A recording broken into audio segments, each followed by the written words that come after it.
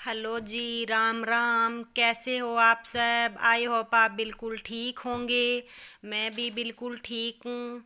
और ये मेरा अभी जो साफ़ सफाई का अभियान है वो शुरू किया है मैंने आज, क्योंकि आज है संडे और हस्बैंड है घर पे, तो मैं उठाऊंगी उनका आज फ़ायदा। क्योंकि मैं जो कपड़े धोऊंगी तो वो ऊपर सुखा देंगे तो मेरी काफ़ी हेल्प हो जाएगी। तो ये सोच के फिर मैंने सोचा चलो थोड़ा सा ये बेड में जो कपड़े हैं वो निकाल के अच्छे से लगा देती हूँ। और जो ऊनी कपड़े हैं जो मैंने एक दिन पहले धोए थे वो इसके अंदर रख दूँगी। कुछ और भी रहते हैं, उनको एक बार बाद में धोऊंगी। जो धोए हुए हैं वो अंदर इसके रख दूँगी मैं। और ये काफ़ी चीज़ें हैं जो पहले की पड़ी है। कुछ इनकी आर्मी की भी निशानी पड़ी हुई है अभी भी। एक बेल्ट है जो ये मुझे कहीं भी नहीं रखने देते, अपने पास ही रखते हैं, ना उसको लगाते हैं। ये उनकी स्वेटर है। कुछ दो चार चीज़ें हैं जो काम में आने वाली थी वो यहाँ पर ले आए थे, और बाकी इनका बॉक्स के अंदर गांव में ही पड़ा है सारा सामान। इनकी ड्रेसेस वगैरह है या जूते हैं फ़ौज के, वो सारे के सारे। लेकिन कुछ दो चार चीज़ें यहाँ पर रखी हुई है, जैसे कि इनका बेल्ट हो गया, या फिर एक कैप है इनकी। इसके अलावा कुछ इनकी डांगरी है, जैसे सर्दियों वगैरह में डालने के लिए होती है। कोट है, या फिर जैसे बारिश वगैरह में है ना जो वो पहनते हैं ऊपर अपने, जिसे भीगते नहीं है वो वाला। और एक ये मच्छरदानी है इनकी, ये भी उधर आर्मी की है। और इनकी एक चद्दर है जिसके ऊपर इनकी जो रेजिमेंट है ना उसकी जैसे निशान वगैरह होते हैं ना, जो इनकी कैप पे भी होता है, इनकी इसके ड्रेस के ऊपर भी होता है, सारी जगह इनके निशान होते हैं उसके। दो तलवारें सी है एक दूसरे को काटती हुई, उसका निशान है। बेल्ट के ऊपर भी बना हुआ है, कभी दिखाऊंगी आपको मैं, याद रहेगा तो वो चद्दर है वो ये कभी यूज नहीं करने देते। इतनी अच्छी चद्दर है, लेकिन बोलते हैं कि नहीं, ये हमेशा के लिए मैं अपनी निशानी रखूँगा, इसको यूज नहीं करना है। और ये जो इनका ट्रैक सूट है ये रेड वाला, ये भी आर्मी का ही है, उधर का ही। और ये शायद इधर का है, गुड़गांव जो कमांडो में थे ना, ये एनएसजी में रह के आए थे तब का है ये। और ये भी खूब संभाल के रखते हैं ये। और ये मैं इनको अच्छे से करके छोड़ रही थी भी, अभी थोड़ा मौसम ठीक है डालने के लिए। और साथ साथ में इनको बोल भी रही थी, आए हुए थे वो बाहर थे, तो मैं उनको बोल रही थी कि इसको पहनना शुरू कर दो। और ये ऊन की गर्म की जो चद्दर है गर्म वाली, ये वाली मैं अंदर ही रखूँगी, अब लगाने की ज़रूरत नहीं है इसको। और ये जो कॉटन वाली है पिंक कलर वाली, ये वाली मैं अब बेड के ऊपर लगाऊंगी अपने। और जो कोई देख रही थी एक्स्ट्रा कोई पॉलीथीन वगैरह है तो इसमें थोड़े स्वेटर वगैरह डाल के रख दूँगी। क्योंकि अब अगर मैं बैग निकालूंगी ना तो इस जो मैं ये बेड है इस बेड के अंदर है, तो इस काफ़ी मुझे उठा के निकालना पड़ेगा। तो मैंने सोचा एक दो दिन में जब मैं रजाइयाँ वगैरह रखूँगी ना तब बैग निकाल लूँगी, और उसके अंदर फिर ये सारे जो स्वेटर वगैरह है ना ये सारे के सारे इसके अंदर लगा के रख दूँगी बैग के अंदर। ये सोच के फिर मैंने सोचा एक बार इन पॉलीथीन के अंदर डाल के छोड़ देती हूँ। और ये जो अलमारी आपको दिखाई दे रही है ये मेरी शादी की है, क्योंकि शादी को 18 साल हो गए, तो उस टाइम यही अलमारियाँ चलती थी। कोई जैसे आजकल तो अलग अलग डिज़ाइन की आ गई है, पहले ये गोदरेज अलमारियाँ यही थी। और ये संभाल के रखी हुई है अभी तक, हमारे 18 साल हो गए, इसका कुछ भी नहीं बिगड़ा है। कलर कर देते हैं इसके ऊपर तो ये अच्छी हो जाती है दोबारा से, जैसे कलर उतर जाता है इसका तो दोबारा कलर कर देते हैं इसके ऊपर।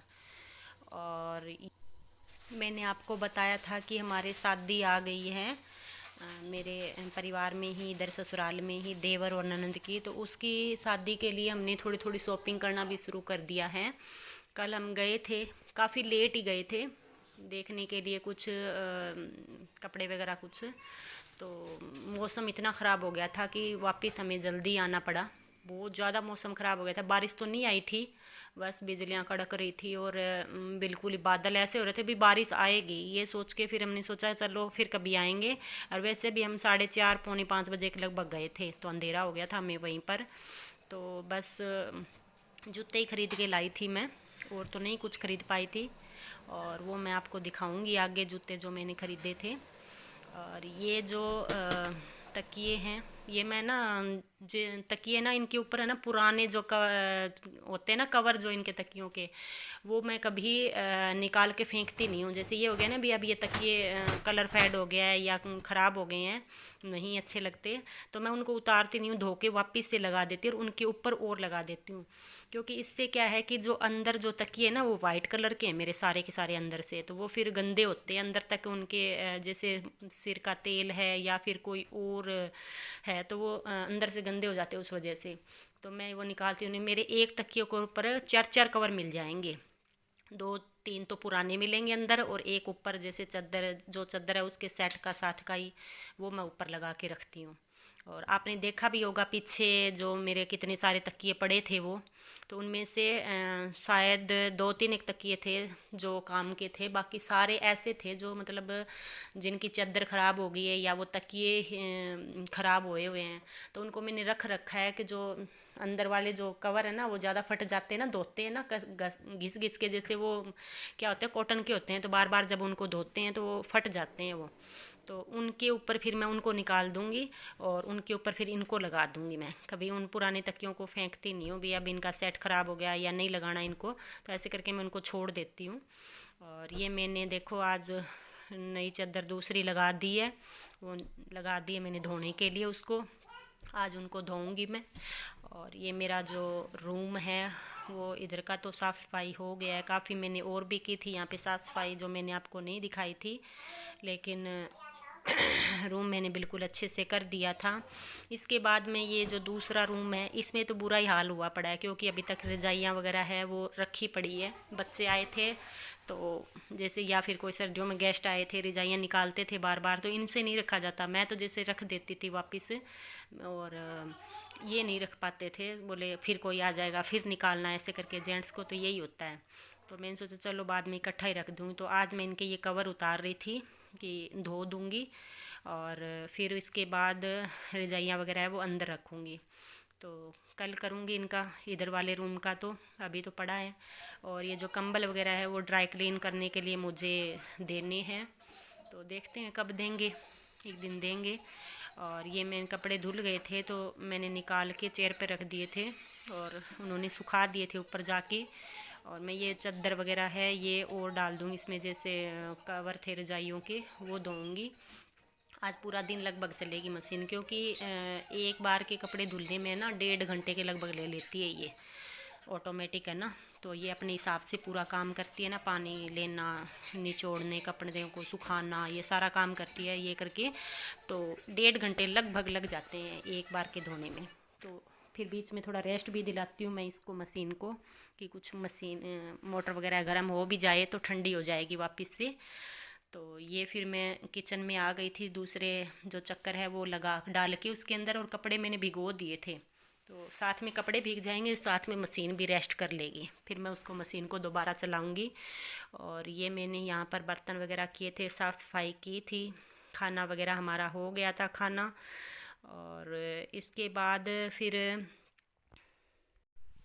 थोड़ी मैंने गेस्ट रूम वगैरह है ना उनकी भी डस्टिंग की थी, क्योंकि डस्टिंग तो लगभग डेली करो ना तो ही काम चलता है, क्योंकि इतनी बारीक बारीक सी मिट्टी सोफ़ों के ऊपर या खिड़कियों में बहुत ज़्यादा हो जाती है, तो डस्टिंग लगभग डेली ही करनी पड़ती है। और इसके बाद मैंने ये जो कपड़े थे वो भिगोए थे और मशीन जो है वो मैंने चलाई थी, लेकिन पता नहीं क्यों इसका ना अंदर जो चक्का होता है जो कपड़ों को घुमाता है ना, वो अच्छे से नहीं घूम रहा था। एक साइड में तो बिल्कुल अच्छे से घूम रहा था वो, और दूसरी साइड जब बैक वापस आती है ना तो वो बिल्कुल भी नहीं घूम रहा था, फिर वो वापस उसी साइड में घूम लेता और जब वापस आता तो फिर वो रुक जाता था।